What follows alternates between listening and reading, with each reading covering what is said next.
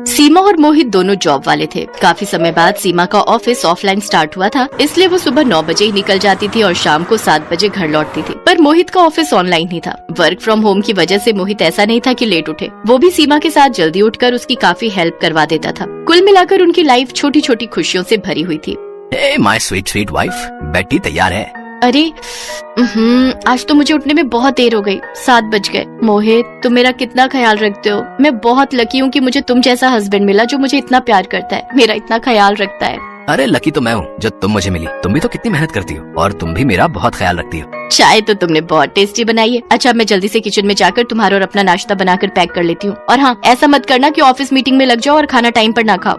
हाँ, खा लूंगा, टेंशन मत लो। चलो मैं तुम्हारे साथ थोड़ी हेल्प करवाता हूँ। इस तरह सीमा और मोहित की लाइफ मिलजुल कर बीत रही थी। दोनों एक दूसरे के बारे में बहुत सोचते थे और एक दूसरे की बहुत परवाह करते थे। एक दिन सीमा के ऑफिस जाने के बाद मोहित जैसे ही अपने दरवाजा बंद करने लगा, तभी जी नमस्ते, मेरा नाम शालिनी है। मैं अपनी मम्मी के साथ 2 दिन पहले ही यहाँ आपके पड़ोस में रहने आई हूँ। मुझे यहाँ का मार्केट नहीं पता, घर में चीनी खत्म हो गई थी। अगर मुझे थोड़ी सी चीनी मिल जाती तो। क्यों नहीं, प्लीज वेलकम। आप बैठिए, मैं किचन से लेकर आता हूँ। Thank you so much. आप भी यहाँ अकेले रहते हैं क्या? नहीं, मैं और मेरी वाइफ रहते हैं। वो अभी ऑफिस गई है। मेरा वर्क फ्रॉम होम है, इसलिए मैं घर से ही काम करता हूँ। अच्छा, एक बार फिर से बहुत बहुत शुक्रिया। कोई बात नहीं, अगर किसी और चीज की जरूरत हो तो आप मुझे बता दीजिएगा। वैसे मार्केट पीछे कॉलोनी के बाहर निकलते ही है, वहाँ आपको शॉप्स पर सब कुछ मिल जाएगा। ओह थैंक यू, आप जैसे इतने अच्छे पड़ोसी हैं, फिर तो हमें कोई परेशानी ही नहीं होगी। अगले दिन जब सीमा ऑफिस के लिए निकली तो शालिनी ने देखा मोहित घर लॉक करके कहीं जा रहा है। नमस्ते मोहित जी, आप कहीं जा रहे हैं क्या? जी, वो मैं पीछे मार्केट से कुछ सामान लेने जा रहा था, सोचा थोड़ी वॉक हो जाएगी। अच्छा मार्केट, वैसे मैं भी मार्केट ही जा रही हूँ। चलिए ना साथ ही चलते हैं। ओके। अब तो शालिनी अक्सर ही किसी न किसी बहाने मोहित से मिलने आने लगी। एक दिन, जी कहिए, मैंने आपको पहचाना नहीं। अरे ये शालिनी जी हैं, हमारे पड़ोस में 1 महीना पहले ही रहने आई हैं। नमस्ते शालिनी जी। नमस्ते मोहित जी। अच्छा, मैंने अगर सही पहचाना तो आप सीमा जी हैं, मोहित जी की पत्नी।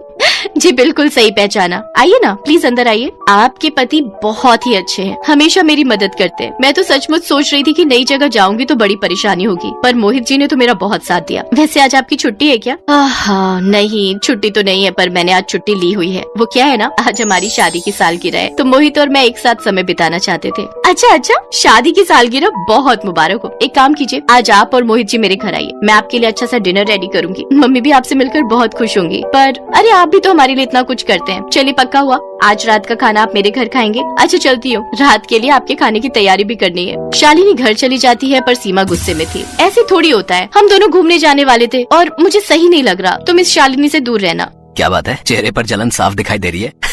चलो कोई बात नहीं, वो इतने प्यार से बुला गई है तो आज हम उनके घर ही डिनर कर लेंगे। ना चाहते हुए भी सीमा को मोहित के साथ शालिनी के घर डिनर पर जाना पड़ता है। उस रात शालिनी और उसकी माँ मोहित के साथ खूब बातें करती हैं, मानो वो कितने समय से मोहित को जानती हो। सीमा सब कुछ देख रही थी, पर वो उस समय चुप रही।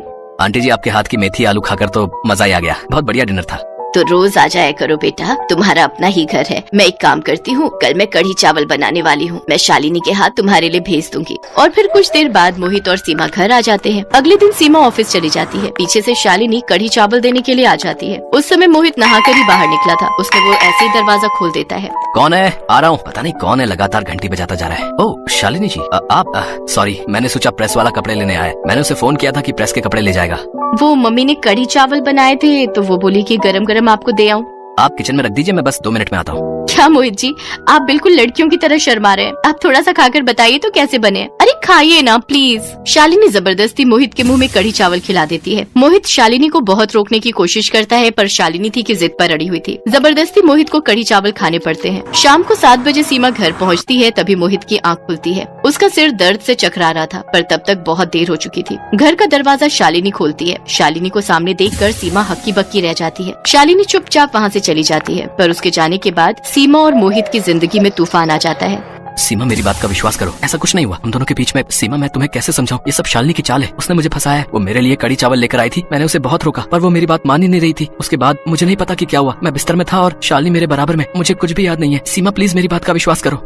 मुझे कुछ नहीं सुनना मोहित, मेरे सामने से हटो। मैं इस घर में नहीं रहूंगी, मैं मम्मी के घर जा रही हूँ और मुझे फोन करने की कोशिश भी मत करना। मोहित ने सीमा को समझाने की बहुत कोशिश की, पर सीमा ने उसकी बात पर यकीन ही नहीं किया। वो अपनी मम्मी के घर रहने चली गई। पीछे से शालिनी मोहित के पास आती है, पर मोहित उसे घर से निकाल देता है। शालिनी यहाँ से चली जाओ, वरना पुलिस को बुलाते देर नहीं लगेगी। आज तुम्हारे कारण ही मेरा घर बर्बाद हुआ है। मुझे तुम्हारी एक नहीं सुननी। अरे नाराज क्यों होते हो? मैं तो तुम्हें बस ये फोटोज दिखाने आई थी जो मेरी और तुम्हारी उस दिन बेड वाली थी। अब जल्दी से पैसे दे, वरना मेरी बेटी तेरे फोटो सोशल मीडिया पर डाल देगी। फिर तू न घर का रहेगा न घाट का।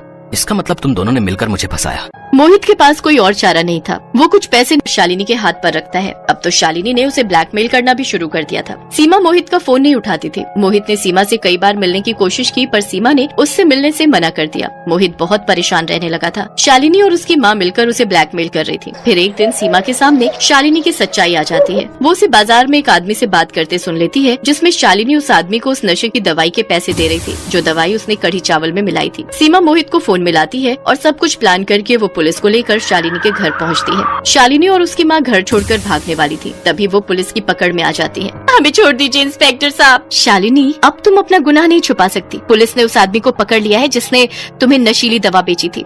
मैडम, अब चुपचाप दोनों हमारे साथ पुलिस स्टेशन चलो। पुलिस शालिनी और उसकी माँ को पकड़ कर ले जाती है। आई एम सॉरी मोहित, मुझे तुम पर विश्वास करना चाहिए था। नहीं सीमा, गलती मेरी ही है। मुझे ऐसे किसी अनजान के साथ इतनी बात नहीं करनी चाहिए थी। किसी का कुछ भरोसा नहीं, कौन हमसे किस कारण दोस्ती बढ़ा रहा है। मुझे भी पहले जांचना परखना चाहिए था। मोहित और सीमा एक दूसरे के गले लग जाते हैं। दोनों की आंखों में फिर से एक दूसरे के लिए वही प्यार था जो आंसू बनकर छलक रहा था।